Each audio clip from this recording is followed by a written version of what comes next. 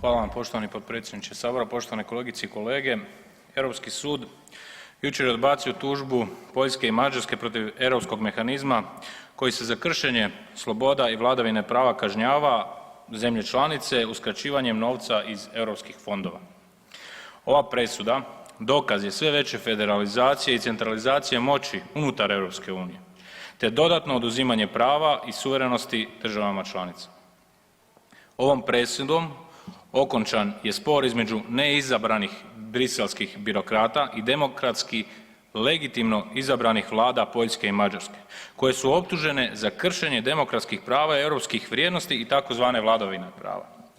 Treba se prisjetiti kako Poljskoj i Mađarskoj još uvijek nisu odobreni nacionalni planovi za oporavak i otpornost, iako su još prije nekoliko mjeseci predale svoje planove Europskoj komisiji.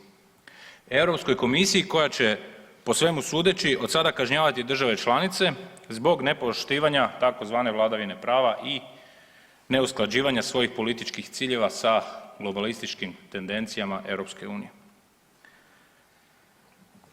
Treba se prisjetiti i pritisaka i ucjena koje su trpile Poljska i Mađarska zbog vladavine prava koja je jako slabo definirana u člancima 2. i 7. o EU. Kao što je slabo definirana vladavina prava, tako su i slabo definirani mehanizmi koji su na raspolaganju Vijeću odnosno Komisiji za kažnjavanje prilikom nepoštivanja iste. O vladavini prava sam već nekoliko puta govorio za ovom govornicom, ali nije na odmet još jednom pitati se što taj pojam znači na razini EU, tj. može li vladavina prava sadržavati jednoznačne elemente za sve države članice ako znamo da je svaka od njih kulturno, povijesno, svjetonazorski i ekonomski jedinstvena odnosno različita. Europsko vijeće, parlament i komisija trebali bi poštivati nacionalne identitete država članica koji su neodvojivo povezani s njihovim političkim i ustavnim strukturama. Vladavina prava od jučer je postala političko oružje kako bi se kažnjavali čitavi narodi zbog provođenja politika koje nisu usklađene s agendom sve veće federalizacije EU. Ovo je jedan od najsramotnijih događaja koji se mogao dogoditi unutar struktura EU. Predsjednica Europske komisije von der Leyen jučer je pobjedonosno zaprijetila Poljacima i Mađarima i uz presudu objavila: "Pozdravljam potvrdu suda o zakonitosti odredbe o uvjetovanosti. Komisija će braniti proračun Unije od kršenja načela vladavine prava. Djelovat ćemo odlučno." I kada kažem Poljacima i Mađarima ne mislim na političku elitu već na poljski i mađarski narod koji će očito biti kažnjeni jer nisu birali briselske poslušnike već vlast koja u Bruxelles odlazi sa stavom i vlastitim mišljenjem. Za razliku od naše koja u Bruxelles odlazi otvorenog srca i uma s čežnjom da prepusti još jedan mali dio teško izborene suverenosti Hrvatske kako bi udovoljila svom patronatu. Hrvatska kao najmlađa članica EU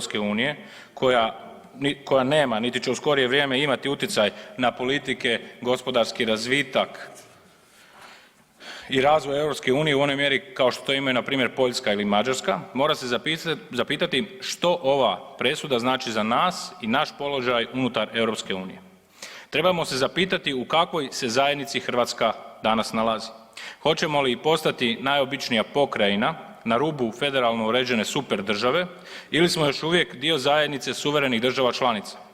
Imamo li pravo određivati prioritete politike i reforme koje će biti u korist i na korist Hrvaticama i Hrvatima i koje ćemo moći provoditi bez straha od odmazde briselskih birokrata?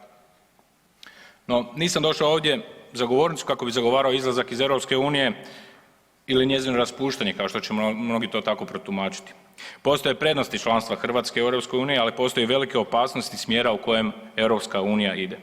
Hrvatska mora stati u obranu Poljske i Mađarske, moramo se boriti za prava, suverenost i samoodređivanje unutarnjih politika Poljaka i Mađara.